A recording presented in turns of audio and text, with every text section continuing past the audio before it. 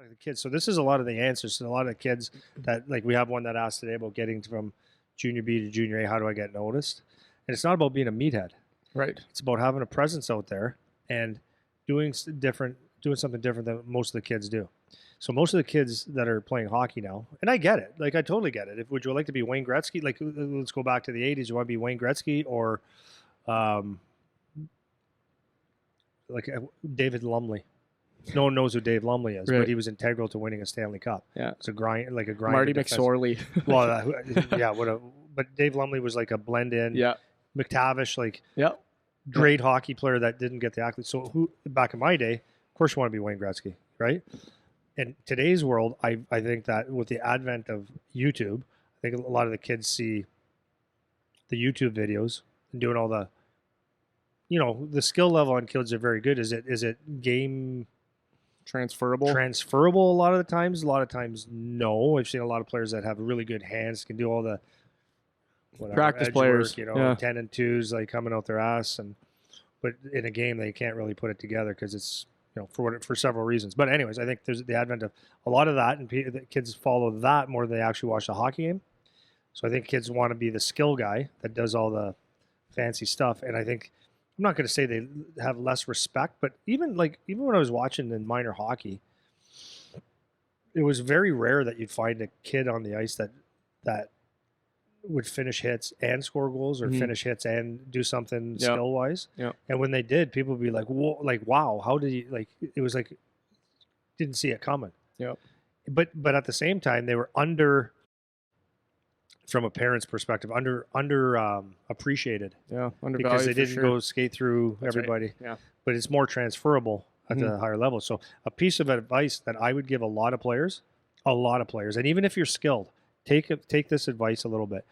I'm not saying go beat people up. I'm not saying go and run around like an idiot, but watch some of the grind that these guys have.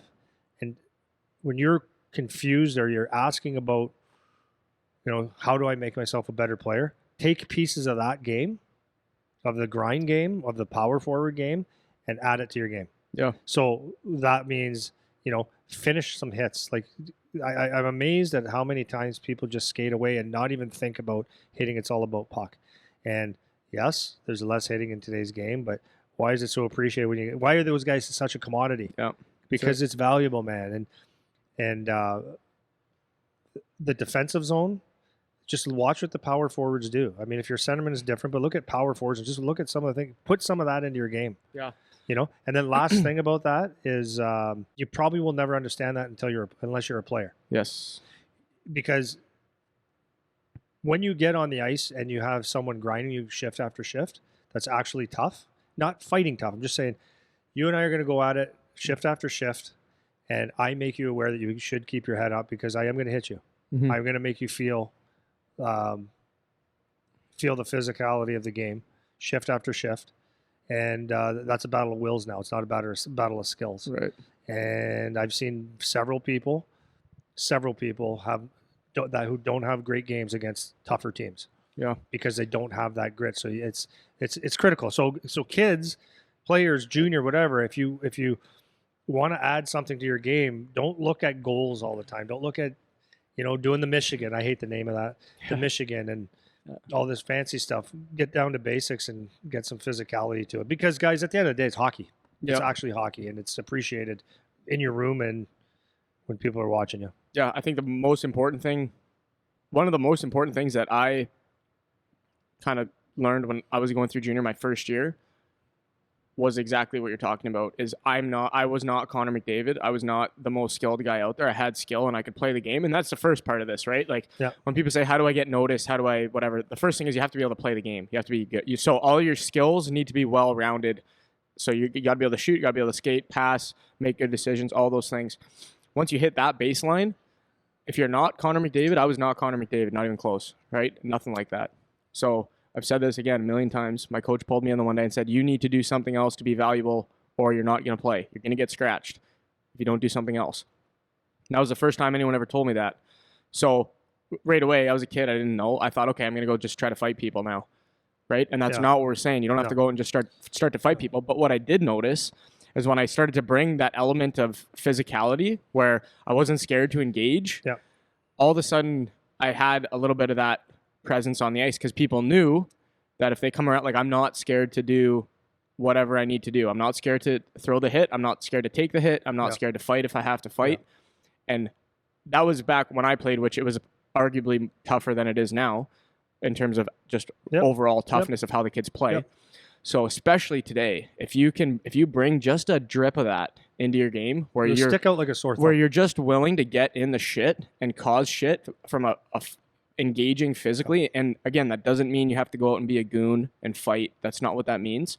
But just having that element to your game, that's huge. So now what you've just done is if you're not the skill guy that's like McDavid or whoever, now there's another reason that we need you. Because you're too valuable. It was like you were talking about what Scott Walker was saying about when he talks to his kid. He was saying it's not just about scoring goals. Like if you're good enough, I can't afford to take you out. You're doing too many good things. Too many good things. And that's what, if you watch those, I'm sure Jordan Greenway's like this. I know Tom Wilson's like this.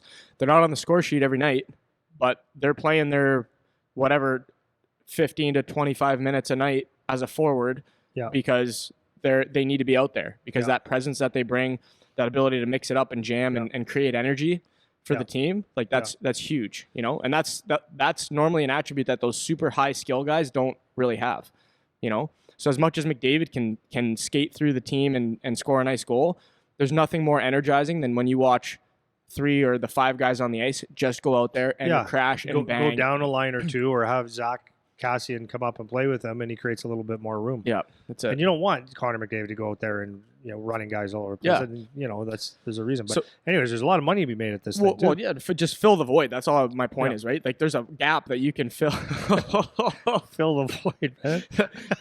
there's a gap that you can fill. So many of these teams I watch these OHL games all the time now. Yeah. And when I'm watching, I see the same thing. I see the guys, they curl away, they don't finish hits, and guys that look like they could too. We were talking about a guy the other night, defenseman. It was like, where's the presence, man? Like you could be running this game. Like we talk about Jack Eye all the time, that kind of presence on the ice. This guy looks like he could be that guy, and he's not. And you're taking away an extra piece that you very easily could. I mean, maybe not very easily because there is an element like it's tough, man. It takes some courage to be in that role because it's a tough role to play. No, it's a tough role. Like so, if you do play that role, you're bringing shit onto yourself. You're not. Yeah, for sure. You're asking for it. You can't man. just run around and hammer guys and not expect anybody to fight back, right? Mm-hmm. That's just it's part of the deal. Part of the you live by the sword, you die by the sword, apparently. But it's true, right? Yeah. And so you do have to back it up, and it takes a little bit of a mindset and stuff. But it's not 1977 or 1987 where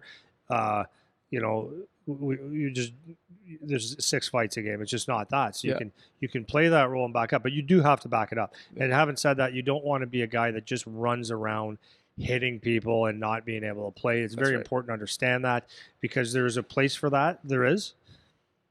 But you last about 3 shifts or 6 games, and then the show's over because now you're just ineffective. You're in the penalty box, or you're just easy to play against. Right? You got to be able to play hockey. So skills first, learn the game, finish your checks. There's a time and a place where I need to go 100% and finish that hit check, or maybe I have to angle it better and be physical, but not go 100 miles an hour. Yeah, that's right. So you learn those lessons, but the point is be physical. Yeah, and I think that's a really good point to finish on for that, where it's like there's a time and a place for it, right? You have to still have the skill to be able to play. Yeah. And then you have to be able to identify, okay, when do I turn the jam on now kind of thing, right? Yeah. So you're not just going around. That's why I said it's important that baseline of being able to play is number one. But you have to be able to do that and then identify where the jam comes in. So maybe answering